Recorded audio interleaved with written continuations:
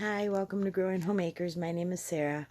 Sorry, I look really tired tonight, but it's been a long few days with when my dog's getting sick and the gardening season starting, and even the pantry challenge is difficult from the respect of trying to really think out those meals every day. We used to meal plan, and my mom wants to go back to that. And I was kind of like, let's just play it by ear because we never know how busy we're going to be or what's going on that day. But I'm wondering if meal planning might be a great idea. But right now, we're so busy that if we have a complicated dinner that we have on the menu plan that night and we have a long day, nobody feels like cooking. But I think it might be something we go back to even if we just follow a loose menu plan. But we are on week 7 of the pantry challenge. We're still doing great, still going strong. I did have to go to the store and buy bananas and raspberries for my little man. And they had little, what are they, like the little fruit puree cups with no preservatives, no dyes, and things like that. And they had them on sale for 75 cents a little pack. So I did buy a bunch of those. So those little packs are great if we're on, Those little packs are great if we're on the go or I have to run an errand and I need something quick to have for him. But besides that, we really haven't had to buy anything. Mom had wanted me to possibly buy bread today because they are out. But I have a little bit of sourdough bread left from when I made some this week. And so I'm giving that to them. And I fed my sourdough tonight, which I'm going to try a new recipe, which will be on week 8's video. So stay tuned for that, for sourdough buttermilk bread. So I'm excited to try that. We always have so much buttermilk left over from making butter with our raw cow's milk that we get. So that'll be fun and exciting. And with that being said, here are week 7's pantry challenge videos. So I am making, we found this recipe, hold on. We found this recipe in an old cookbook. Hold on. It's like a Pillsbury casseroles and slow cooker. One of those like impulse buys when you're standing at the register. So we are making this. That was the subscription. This recipe. So we're making this recipe. Now for the condensed soup, I made it. I will link in the description below. But I simply made my own condensed soup. And instead of using chicken, because it calls for, it's cream of chicken soup, condensed soup, I took the juice from our canned turkey that I'm using tonight and used that instead. So we also do not have the Grand's biscuits. We also don't have the Grand's biscuits, but we have some Bisquick still. So I mixed up some Bisquick drop biscuits we're going to put on top of this. It's got cheese, butter, milk. Hold on. Let me look. So it's 2 cups of mix. It is 3/4 of a cup of milk. I threw 2 tablespoons, or no, probably closer to a tablespoon and a half of butter into this. 1/4 teaspoon of garlic, 1/4 teaspoon of parsley, and a 1/2 cup of cheese into this. And I'm going to drop this on top of it. We are using, it also called for frozen broccoli, which we didn't have. So I just lightly steamed or parboiled some fresh broccoli that we had bought when we spent our $50 at the grocery store. So I'm going to use that instead. And then after Thanksgiving, we had a lot of turkey and we canned it up. So this is the turkey directly out of one of our jars.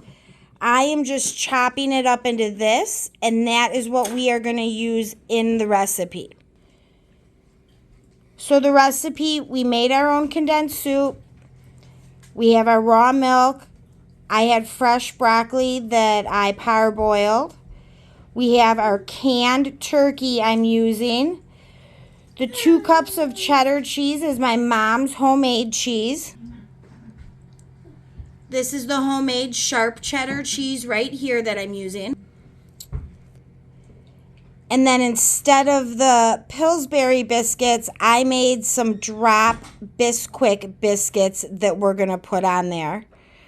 I will link the recipes for the condensed cream of chicken soup and my substitute biscuits that I am doing. I will link that in the description below. Now for the biscuits, the recipe I made, just so you know, I accidentally added the butter and the garlic into my biscuit dough.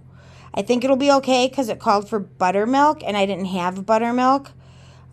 So I ended up using regular milk and then accidentally adding the butter that was supposed to go on top into the biscuits. So here is the finished product. This is the first time that we are using any canned meat on the homestead ever. And the first time we're using the turkey. That's the only things meat-wise we've so far canned. So this is getting fun and exciting for us to be using some of these new canned items that we are making on the homestead. Turkey and broccoli bake with drop biscuits. It looks fantastic and smells even better. So tonight's dinner is pork meatballs with chimichurri. Sorry, I'm trying to hold it still. Little man's pushing on me. This recipe actually came out of, we get a magazine from our electric company every month, and they have recipes in the back of it, and this came out of it. And when we had lots of parsley and cilantro last year, we made a bunch of chimichurri and froze it. So you make the meatballs, and then all you do is you put the chimichurri in with the meatballs in a bowl, and you stir it up. Oh, I accidentally got a little rice in there. Oops. And then with it, You didn't get a meatball. Come here. I Jack. made some rice to go with it. And when we used the canned turkey that we did, I poured the juice out of it and we saved it. So that's actually what I cooked my rice in. I do my rice in a 2-to-1, so it's 2 of liquid, 1 of rice. So this was 2.5 cups of the turkey juice, 1 1/4 cup of dry rice, a huge heaping couple tablespoons of butter, and then just some salt and pepper in it. And then this is the dinner. Chimichurri meatballs with rice. We had some leftover broccoli. I'm going to heat that up and eat that as well. And we love it. It's always a hit when we make it. And there's going to be enough for leftovers. Hi. So we are in week 7 of the Pantry Challenge, and we just got our Azure order. Sadly, not everything was good in it. Normally, we love everything we get. We've been getting produce this year from them, and we have had a few boxes where things were not good. I will show you a picture of my oranges here.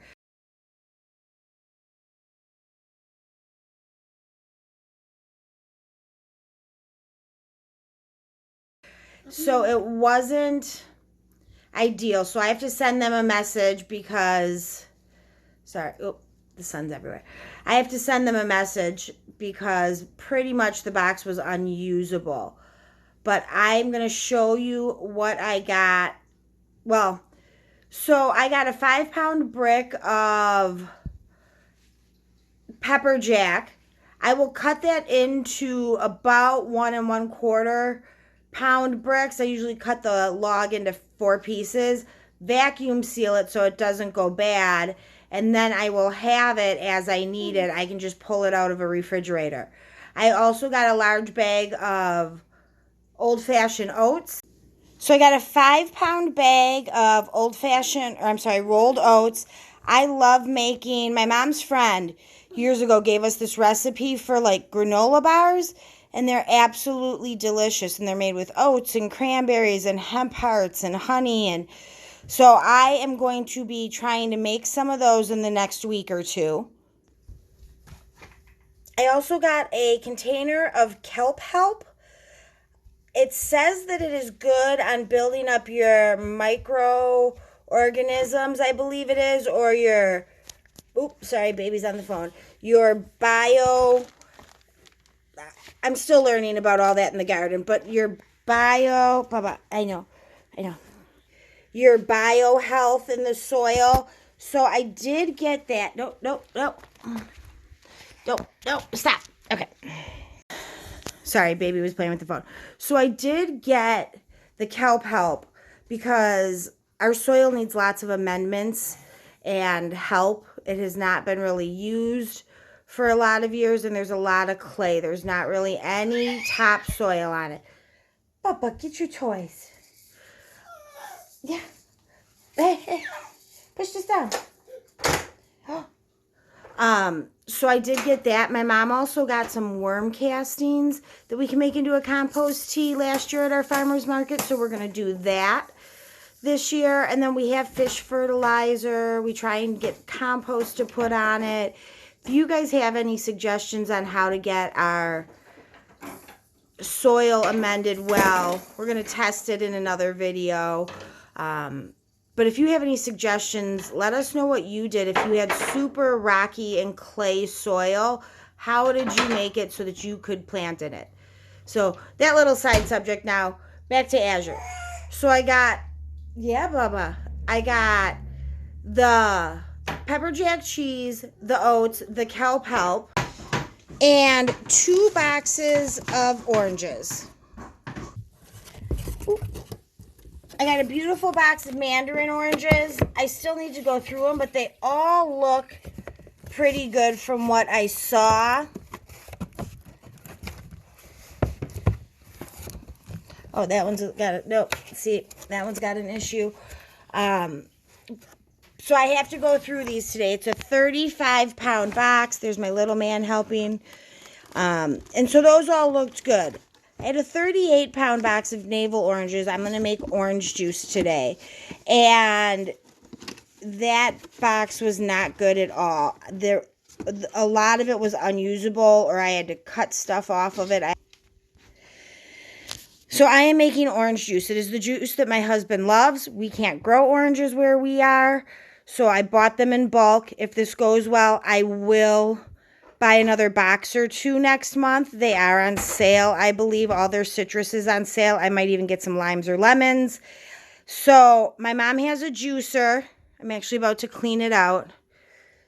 And I am just juicing it all. And then I think I'm going to... So anyways, I pulled all the peels off because the first one I didn't. And I tasted it and it was really gross. So then I Googled it. It says pull your peels off. Anything that's not edible for you normally, you do not want on your fruit. And then I just put it through the the juicer. And it looks like this in the pot. Now it's super bubbly because it went through. So I think I'm going to follow the process. I read somewhere that, I'm going to research it a little more, but I can pasteurize it. And that's what I have to read a little more on. Some people talk about low pasteurization versus high pasteurization. But I can pasteurize it, hold it at that, whatever temp it is, for 15 seconds, put it in hot mason jars, seal them up, and then just turn the jars upside down on the counter, and they will seal themselves. And because oranges are so acidic, I should not need to water bath can or pressure can it. Now, I have found a few recipes where they do water bath can it, but I think for this small batch, I'm going to see if this non-canning method works. I mean, I'm still canning it. I'm still sealing the jars. So I'm going to see how much success I have with this. And hopefully it'll be really nice to not have to pull out the pressure canner or the water bath canner. I'm going to heat my jars and sterilize them in the oven. And then I will put the hot juice in them.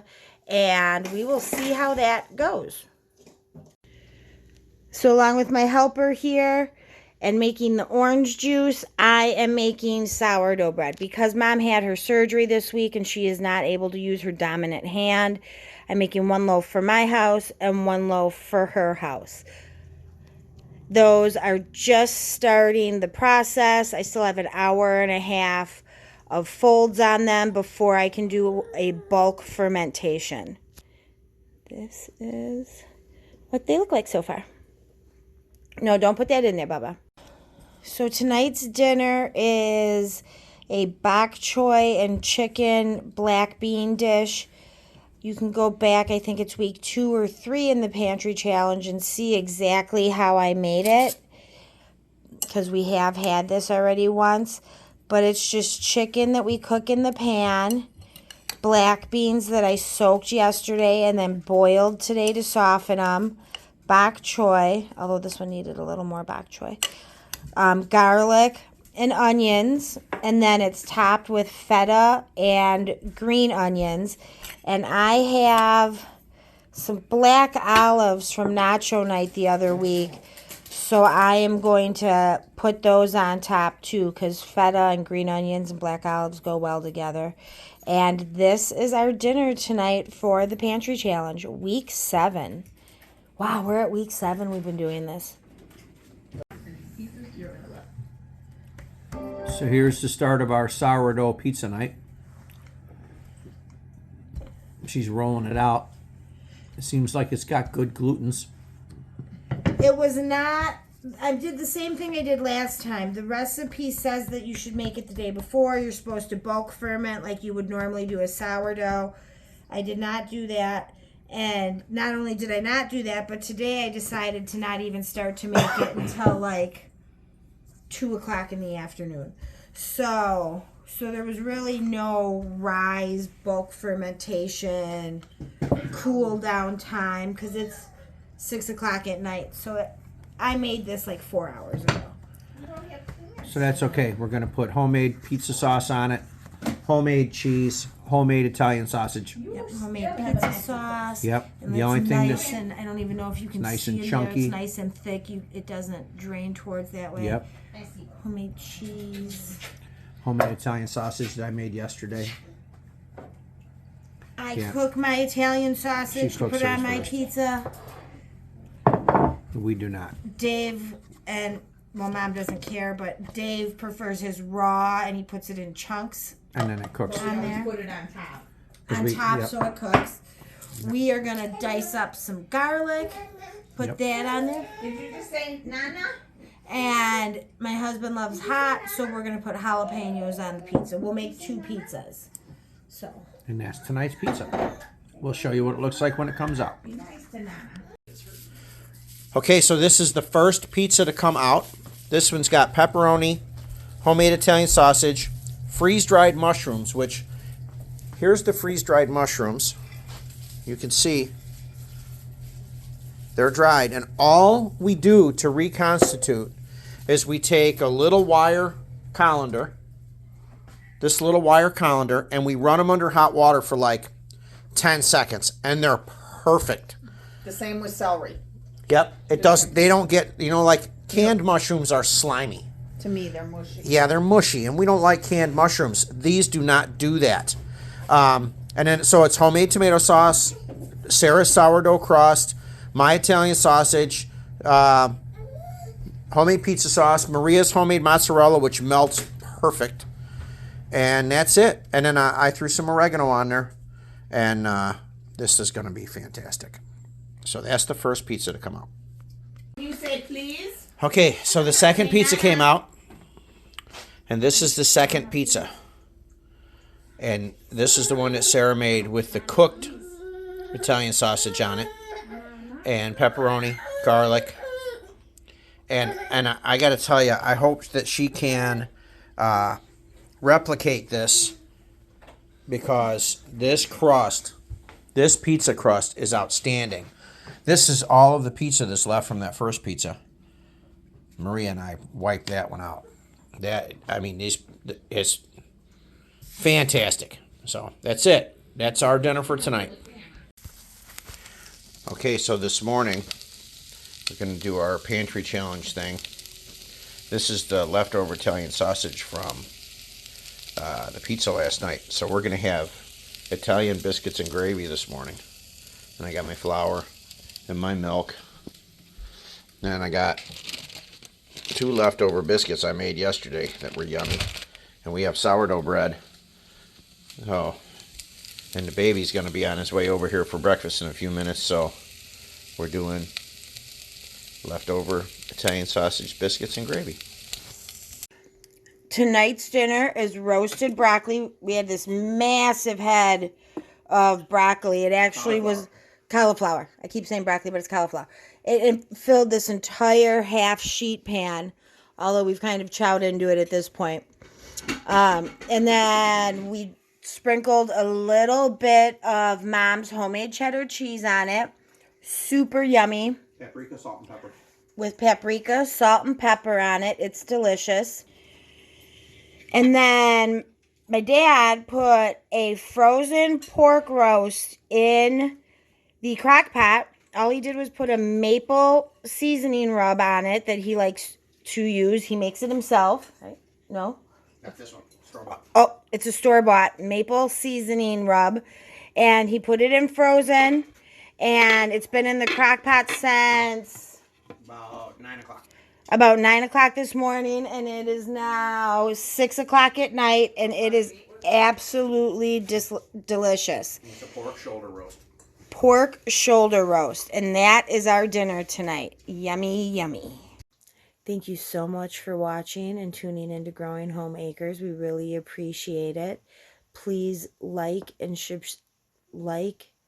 share, and subscribe to our videos and our channel. That would really help us out a lot. And until next time, bye.